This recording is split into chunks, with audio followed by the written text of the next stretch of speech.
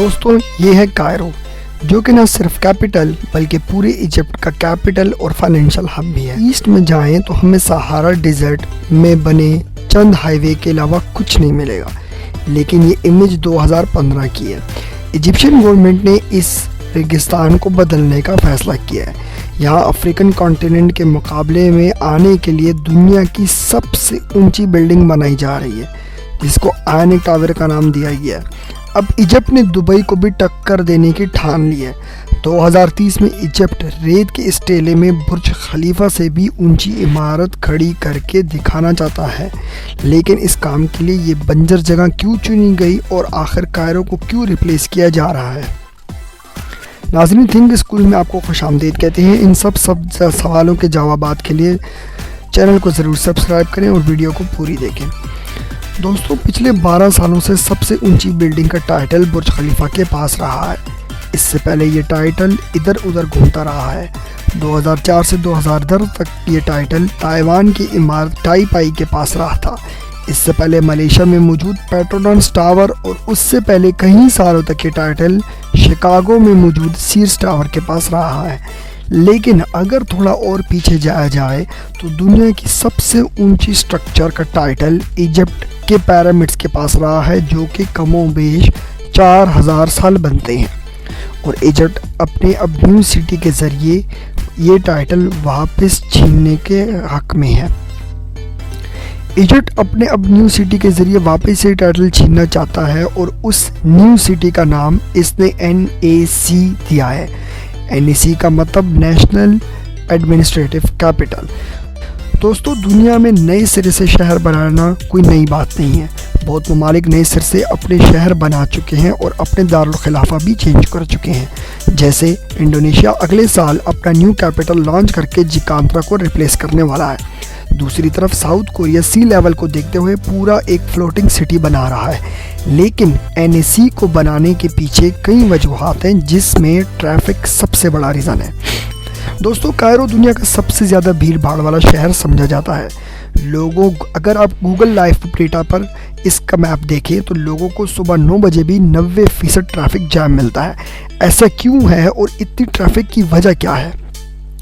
اصل میں ایجپٹ کی آبادی ٹوٹل 104 ملین ہے، اور اس آبادی کا 25% حصہ صرف کائرو میں آ گیا ہے، کیونکہ یہ شہر سرسبز ہے اور پانی موجود ہے، اور باقی کا ایجپٹ 90% ایریا بنجر پڑا ہے۔ صرف نائل ریور ہے جس کو ہم دریائے نیل کہتے ہیں، جس کے آس پاس پاپولیشن ملتی ہے۔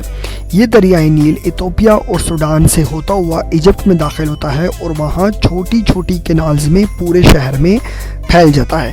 یہی وجہ ہے کہ ایجپٹ کے نارتھ میں ایگریکلچر لینڈ اور پاپولیشن سب سے زیادہ پائی جاتی ہے۔ صرف بڑھتی ہوئی پاپولیشن اور ٹریفک کی کائرو کا مین مسئلہ نہیں ہے، بلکہ یہاں پہ ایک اور مسئلہ بھی ہے جو ایجپٹ کو مجبور کر رہا ہے کہ سہارا ڈیزرٹ کے بیچوں بیچ ایک نیا شہر تعمیر کیا جائے۔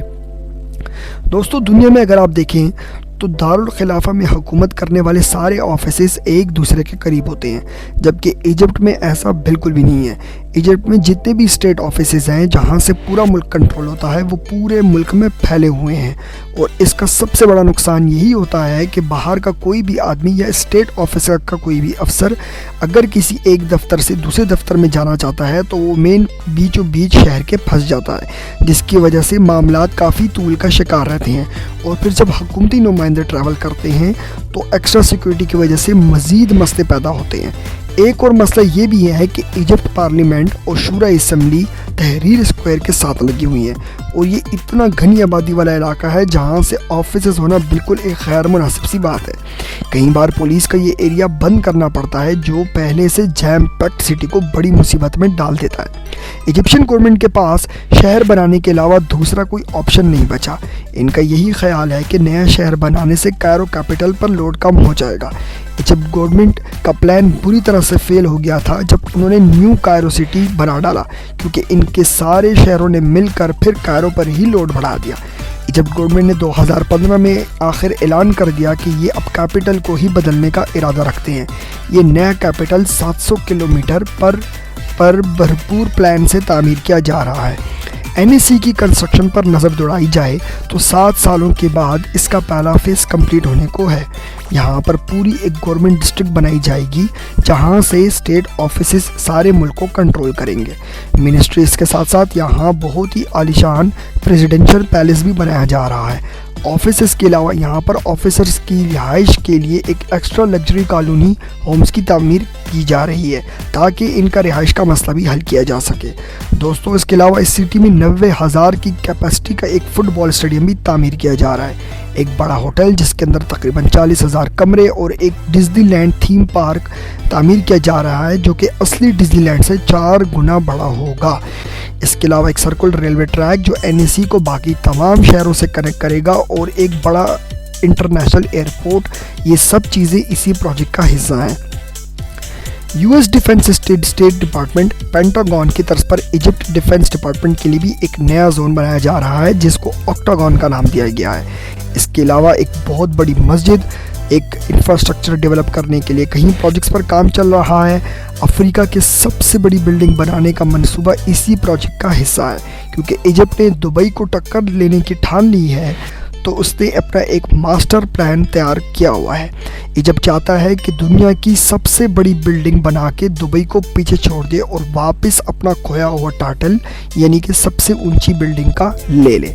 ये आपको बताते चलें कि बुर्ज खलीफा की इस वक्त लंबाई 828 मीटर है, जबकि इजिप्ट ने जो सबसे ऊंची बिल्डिंग बनाने का ऐलान किया है जिसको ओबेलिस्को कहा जाता है, उसकी ऊंचाई 1000 मीटर होगी। दोस्तों, इजिप्ट दुनिया से टाइटल छीनने की दौड़ में उतर तो किया है, लेकिन क्या ये मास्टर प्लान इनका कामयाब होगा? क्या इजिप्ट इसी तरीके से सरवाइव कर पाएगा जिस तरीके से दुबई सरवाइव कर किया है? क्योंकि रेत पर इस तरीके से बड़े बड़े शहर बनाना कोई आसान काम नहीं और इजिप्ट न्यू कैरो सिटी को बनाकर पहले ही एक तजुर्बा अपना फेल कर चुका है। अपनी राय का इज़हार नीचे कमेंट्स में ज़रूर कीजिएगा।